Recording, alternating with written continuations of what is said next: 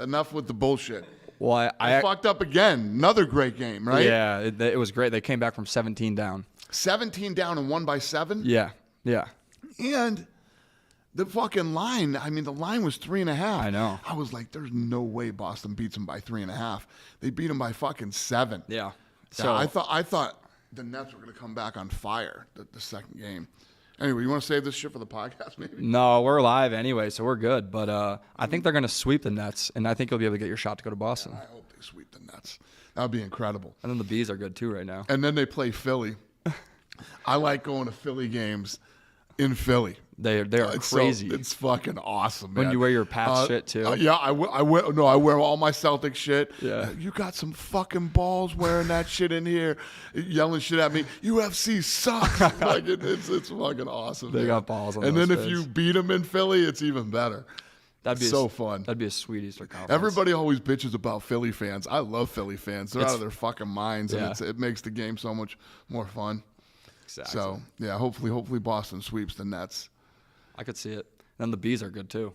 Is everybody going crazy in Boston right crazy now over right this? now, yeah. Especially beating Kyrie. And the weather's nice, so yeah, it's there you go. buzzing. That doesn't hurt either. No, it's buzzing. Yeah, Boston sports doesn't get better. Yeah. When are we getting event back at the Garden? And what a fucking rough team this team is. You know what I mean? It's not packed with superstars and all that shit. They got Tatum, and then the rest of the team is just fucking dog tough. Yeah. I love it. Yeah, we'll be back to Boston soon. We're looking at Boston dates now. Hell yeah. We had dinner with Calvin Cater last night, and he was itching for a Boston fight. That's awesome. Yeah.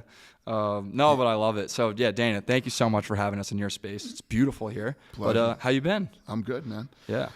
Same old shit. Yeah, I love it. Same old shit around And so here. I'm excited to chat about like your journey as an entrepreneur in the UFC, the future of the sport. But first, I want to chat about like our relationship. So we first got connected on Instagram like 3 years ago. Yep. You posted an Instagram. All we said was, hey, we're some Boston boys trying to make it big in sports media. Do you have any advice? And you just said, DM me. And so obviously we DM you. You immediately sent back a response. And so when you first reached out to us, did you have any idea who we were, what the Morning Blitz was, or just trying to help some scrappy kids from Boston? No clue. Yeah, no, I talked to lots of people on social media, and obviously you're from Boston, so Yeah. that was a huge help. But yeah, no, I love all these young people who are trying to do something, entrepreneurial and yeah, no, I anything I can ever do to help, I love it. Yeah, no, I appreciate it. And like we had a blast at UFC 244 in New York with the Diaz Jorge presser when we chirped Nate for being a vegan. He wasn't too fond of that, but I thought it was funny. I saw you laughing. I thought Nate's reaction was pretty funny. It was. The Terminator's a vegan motherfucker. He handled that really well, actually. Yeah, exactly. So no, yeah, getting into your journey with the UFC, and so you took over as president, and you and your partners bought it in 2001 for $2 million, right? Yep. And so, what was your biggest obstacle getting the company off the ground in those early days of the UFC? It was fun, actually. When I look back on all that stuff now, and I think about, we talk about it all the time. Like Lene, my head of PR, who's sitting over here, she's like my right hand girl. She's been here for a long time, and we talk about a lot of the stuff from the old days, and this is just a completely different world now, man. This place was crazy. First of all, we weren't in this building. We were in much smaller offices back in the day, and it was a grind. Every day was just grinding. Now it's like, are we going to Africa? If so, when? We're still battling here a lot of the COVID goofiness. There's still some states that we're not going to because they're not locked down, but they're tough to do business in, and some other countries. So hopefully over the next 3-4 months, a lot of this stuff will go away and disappear, and we'll forget it even happened. But yeah, I don't know. Yeah, absolutely. And so did you ever have a doubt on like what the UFC would become when you were grinding in those early 2000s? No, I never doubted. The question is the timing right? Everything in life is about timing, and did we get the timing right? And the timing literally could not have been more perfect for the UFC. So, yeah, I always believed it could be the biggest sport. I mean, if you watch interviews with me early on, I said it's going to be the biggest sport in the world, and we're still we're still trying to achieve that today, as we go into all these different countries. But I was right. I figured this would work everywhere, and I was definitely right about that. Yeah, and so there's probably so many highs and lows of that journey, right? But those lowest of the lows, how do you keep powering through? Well, I mean, if you believe in what you're doing and you believe and you truly love what you're doing, you don't let anything get in your way. I mean, there's so many things that can derail you on your coming. Number one, the first and foremost is your ego.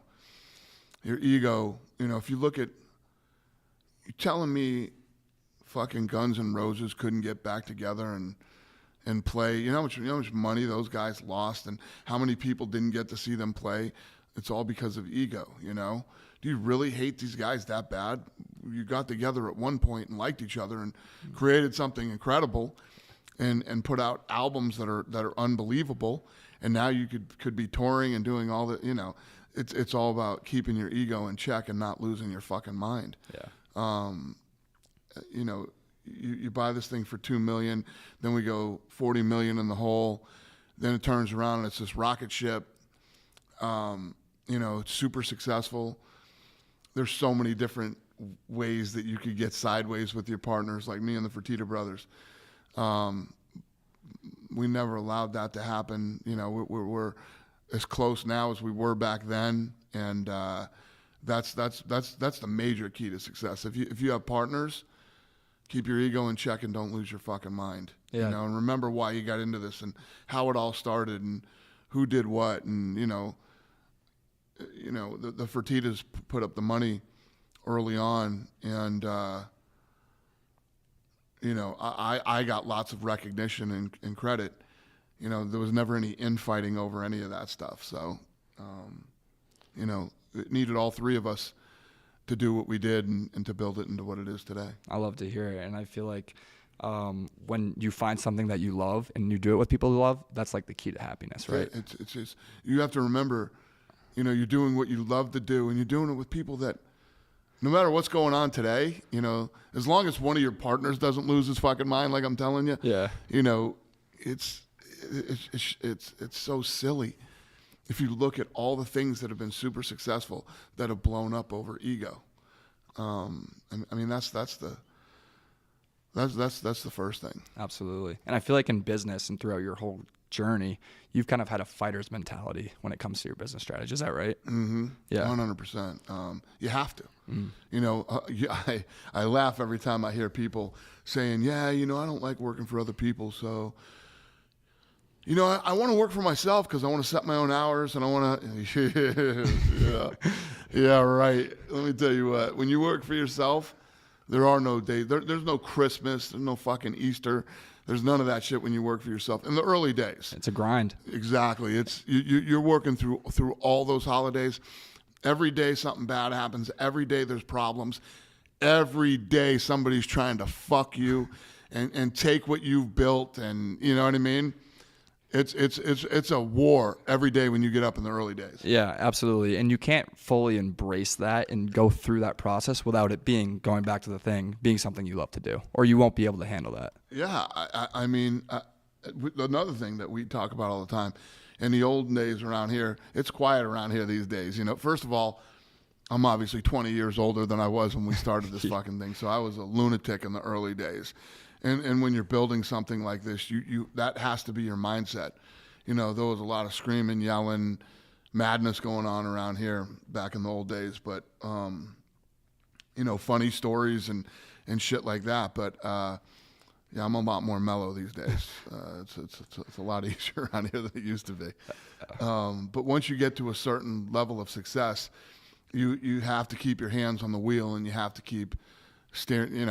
The ship gets bigger and bigger and bigger, but you got to keep fucking steering it in the right direction. You gotta show up every fucking day. Your employees are here working every day. You can't just be this dude who makes a bunch of money and you take off and go on fucking vacation for the whole summer and then come back in September and wonder how everything's fucking going. You got to stay in here and you got to lead your people to where you want this thing to go. Yeah, absolutely. And I want to transition into the fighters a little bit here. So talking about having no vacations, no off season, things like that, that's exactly what the fighters go through. So what makes them so different, a UFC athlete versus the other four major sports like the NFL and NBA? The difference between the fighters, our fighters are built different than any other athlete in the world, man. These people are incredibly unique. Yeah. So if you look at the way a lot of the athletes acted during, COVID, not my crew. You know what I mean? Not only not my fighters, not my employees either. Everybody was ready to follow me into battle on that one. And if you look at these guys, they fight 3 times a year. So they'll have a big fight coming up. They'll train, they'll get ready for it. Then they have free time to spend with their family, be around their kids, go on trips, do vacations, and shit like that. Then, they got to get back to the grind, and they fight 3 times a year. Contrary to popular belief, they make great money, and they live really incredible lives. Right. I mean, look at a guy like Cowboy Cerrone. I'm thinking of him because he was up here with us yesterday talking to us. This guy's got more fucking toys and shit that, he's got a ranch and all that stuff. He lives an incredible life, man. This guy does nothing but have fun. And fighting is part of it. Fighting is he loves it and it's fun for him. And how old is he now, Lene? That guy has fun in the ring too. He's what? He has fun in the ring. Yeah. Right? And he's got to be pushing 40 years old. Yeah. He's still making money. He's still doing his thing. He's got tons of great sponsors. Huh? 39 years old. Yeah. Beast. He's almost 40 years old and he's still here doing it. This guy in our back parking lot here has a fucking boat. What's he got? A boat? Huh? A huge trailer. A trailer, a bus, and God knows whatever. Yeah. I was pulling out of the garage the other day, and he goes, "Fuck, how many cars do you have?" I go, "How many cars do you have just here in the fucking parking lot? You don't even live in this state." So yeah, these guys live great lives, man. But they're very unique individuals. They're different than all of us. All the things that normal people worry about. Oh my God, I gotta go to college. I gotta have a steady job. I gotta have a 401k. I gotta have health insurance. I gotta have this. I gotta have that. They don't think about that shit, man. And none of these guys are wired to sit in bumper to bumper traffic and sit in a cubicle every day. They're a different breed of human being, and that's what makes them so unique and special. Yeah, and the sport itself is so unique and special. And so for someone who's never watched a UFC fight in their life, what the hell are they missing? Well, I mean, it depends on whether you go live or you watch it on TV. If you go live, it is the most exciting live sporting event you will ever see. I guarantee it. Nobody ever walks out of one of our events and goes, "Yeah, I don't ever want to see one of these again." And if you're at home watching it with your friends or you're at a bar watching it, you don't get a better television experience either. And just the energy and the buzz that is created. Like again, off the top of my head, Hamzat versus Burns, a couple weeks ago was fucking insane. Literally insane, man. It's the only thing that came to being close to as loud as that was when Conor fought in Ireland that time. And it was awesome.